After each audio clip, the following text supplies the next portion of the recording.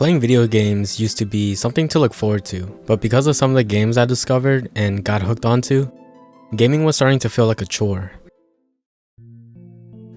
Video games have been a part of me for as long as I can remember. I grew up with all sorts of consoles: the original Xbox, plus the 360, the PS2, the GameCube. The excitement all came from the controller and having the ability to control a character and doing what you wanted. Having the family come together and playing games like Smash, Mario Party, Mario Kart, Call of Duty, it was all a part of the fun. Even games that were meant to be played solo, we all had a turn when it came to those games. Whenever someone died, the next person would go, and so on. On the PlayStation 2, I played a lot of Devil May Cry and Resident Evil, mainly Devil May Cry 3 and Resident Evil 4. But when I got the Xbox 360, I started doing more online multiplayer games like Call of Duty and Halo. Having played it over and over again, the multiplayer was fun at the time, and it was something that I did every day, and along with that, I made friends, which was cool. During my time playing games like Halo and Call of Duty, I just wanted to be better at what I was doing, and eventually I fell in love with the Call of Duty sniping scene. I started to get into it more and more, having a bunch of friends come online from around the world, doing 6-man squads, always trying to go for feeds and doing trick shots. It's such a core memory for me, and I don't regret any of it. I was in and out of a bunch of random sniping clans, and eventually I moved on from that and got a PC, discovered Counter-Strike Global Offensive. I was hooked onto this game as soon as I could start playing competitively. Coming back home from school and grinding this game out for hours and hours, it was really fun at the time. This was the peak of my gaming journey. As time went on and as I played the same game over and over again, no narrative and no plot, I questioned what I was doing all of this for. This is the part where I felt like I was no longer having fun the way I used to when I played games. I played nearly 4 to 8 hours a day grinding out games, trying to rank up, playing the same game and doing it over and over again for hundreds of hours. Spending so much time on aim training maps, watching the pros play, trying to improve just for my own satisfaction, to climb those competitive ranks. I never felt any pressure to get on. It felt like it was something that I was just supposed to do at the time, not thinking about much but improving. Just locking myself into a game to get better. Playing competitive games was fun until it wasn't. Sometimes climbing that rank board was hell. You could be stuck in a rank for who knows how long. Sometimes you were the one to blame, other times you weren't the one to blame. It could be your teammates either throwing or just playing in an odd way that would lower your chances of winning. There were a handful of times when I felt burnt out by playing games and having to deal with teammates that couldn't keep up. You'd have people who weren't the nicest online, but the toxicity, I didn't really mind it. If somebody were to talk shit, you had a few options. Talk shit back, mute, or just play. It really wasn't that big of a deal. That's just people being how they are on the internet. The grind and everything that came with it is what actually started getting to me. Logging those hundreds of hours of the same game or another competitive game started to get exhausting. This is when I really questioned, why am I even playing this?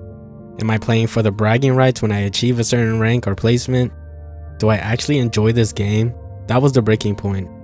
What happened to me in playing games the way that I used to? It's like I forgot what gaming is really about to me. The average playtime throughout the day started to die out. I used to just sit at my desk for hours and not do anything. After years of playing and doing the same thing, I finally went back to relive the good non-multiplayer part of it all, the solo gaming experience. It was a fresh restart and still does feel fresh. I didn't have to think about my rank or stupid teammates, or me also making stupid decisions. I'm sure I did some stupid shit too. But anyways, I went back in time to relive the fun parts of playing games. I even went back to finishing Resident Evil Remake. Playing games that I either started and never finished, or simply replaying solo games was a big change after playing multiplayer competitive games for so long. I wasn't really expecting much going back to the classic titles from back then, but it really changed the whole scene for me again. Alright, we're gonna take a little pause here real quick because while I was editing this, there was a lot of background noise that I didn't notice. So now I'm gonna do a retake. If I sound any different, it's because I got a new mic. So anyways, let's get back into it.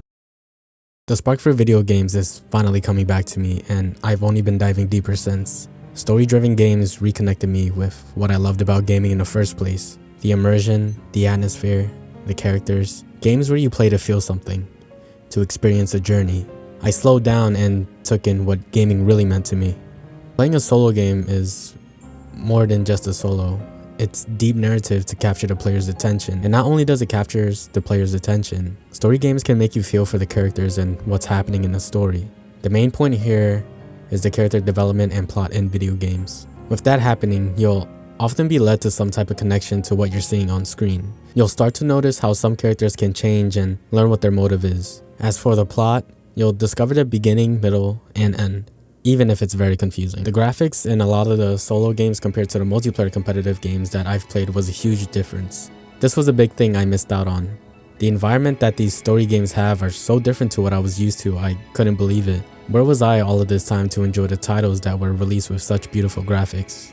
This is what made me acknowledge more of the game and allowed me to play slower at my own pace. This is one of the things I mean by taking it all in. Playing at your own pace allows you to get immersed with what's happening in a video game. The storytelling in video games will give off some type of emotion that you can connect to, giving you more of an impactful, memorable experience. Even some games that you wouldn't think that you would have some type of feeling for, you'll end up finding something to feel from that game. DMC3 and RE4 are some of my top titles, but a game that made me feel heavy emotions would be a game like Final Fantasy, especially Final Fantasy VII. Although there was a story to it, there was much more blended into it than just the story. Final Fantasy VII made you understand the reality of losing someone or something. I won't get into depth about Final Fantasy VII, but the power that video games have is just astounding. There's always something that you can take away from it and have that ability to apply it to your own life. Not only do the themes of video games leave an impact, but so do the music composed for that game.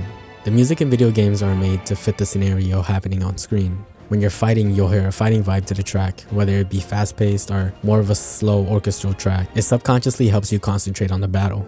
When the death of a character causes a sad moment to happen, a track in the background will play and enhance that immersion. It's one of my favorite elements in video games as a music freak, I guess. Since I've gone back to playing more story solo-oriented games, I'm now able to actually enjoy myself with video games. The soundtracks, the immersion, set the tone for me and what it really means for me to play a game now. I even ended up going to a Final Fantasy orchestra. Shout out to my mom for getting me those tickets on my birthday, and I can only hope to go to more. I still do play multiplayer games as of now. I didn't come to a complete stop or anything, but I only play now strictly to have fun and with family and friends. No climbing, no tilting, no multiplayer competitive bullshit.